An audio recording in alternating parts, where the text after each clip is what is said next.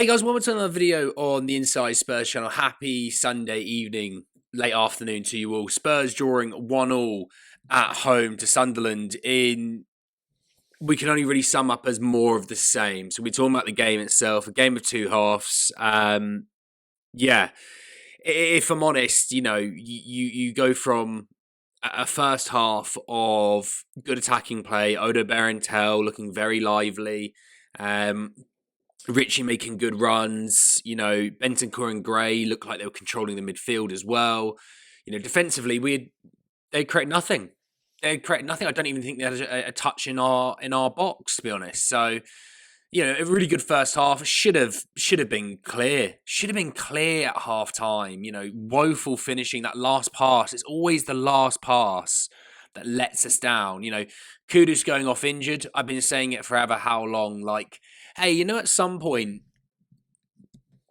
he's going to need a rest because you can't play the guy as much as you play him in the way that you play him and expect him to stay fit. He was always going to get injured. And as soon as he went down injured, I was just like, is anyone shocked? If you are shocked, then I genuinely don't think, I don't think anyone can do anything for you. I think, I think you should be worried, to be honest. The best attacking threat we had was Ben Davies in the year of 2026. Let that one sink in. Ben Davies, a guy who I think we all sort of forgot was still at the club for a little while this summer, was our best attacking threat. Actually, the two centre halves and Ben Davies actually probably our best attacking threats, really. But no, in the second half, we come out, the atmosphere is flat. There's no atmosphere from the fans, and you get our players who are too scared to play at home, which I think that's another issue that I think people don't want to look at, if you know what I mean. But you've got a flat atmosphere. You've got a team that looks like they've all had a cup of tea and a sit down and a massage at half time because they didn't come out firing. They did not come out the way we were playing in the first half. Sunderland grew into the game. I don't even think Sunderland was great for most of the second half. I think they just sort of naturally, very carefully grew into the game. The press started to fall away. And what you saw was a really ugly second half. It sums it up that we can't even throw a ball in, Bergvall. Couldn't throw a ball in right at the end of the game. You've got Bentancur who, instead of just playing the normal ball along the line to Pedro Porro in the last minute of the game, hoofs it all of about 10 yards into Geertruida that Paulinho has to commit a quite cynical foul to stop them counter-attacking through on our defence. Just woeful, really. Just woeful. This group is bereft of talent. This group is flat out not good enough. I mean, the fact that we were willing to sell Brennan Johnson without having a replacement lined up shows you everything about the recruitment and how inept they are. And inept is probably the kindest word I could go for. I think, the recruitment's a real key issue here.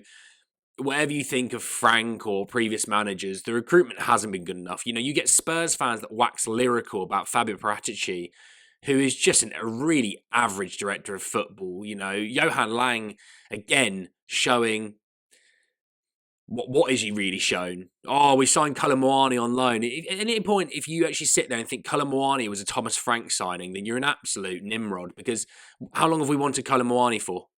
Years. We finally got him. That's because Juve didn't want him.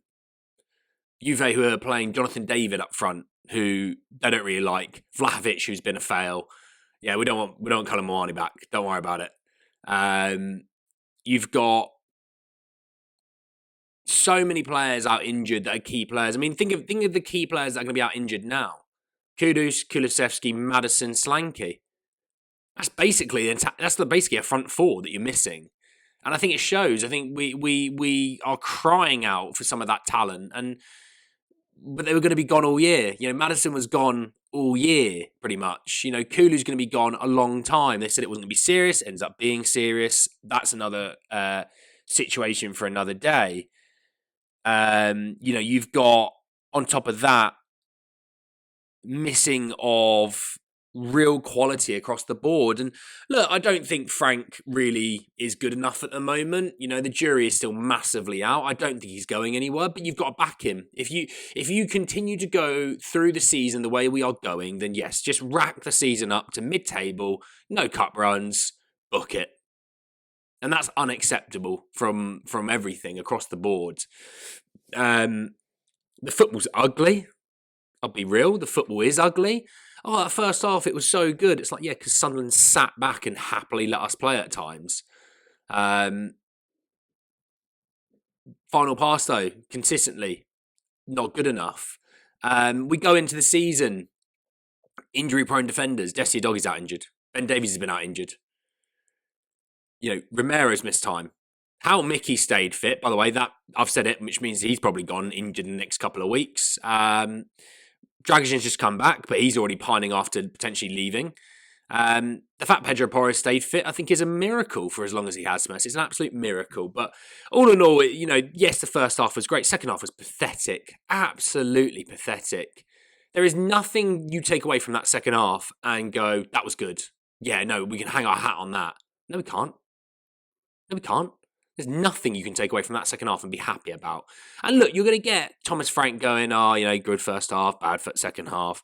Lots to take away, lots for us to go away and work on. At some point, lads, if you could just do your jobs properly, that'd be great.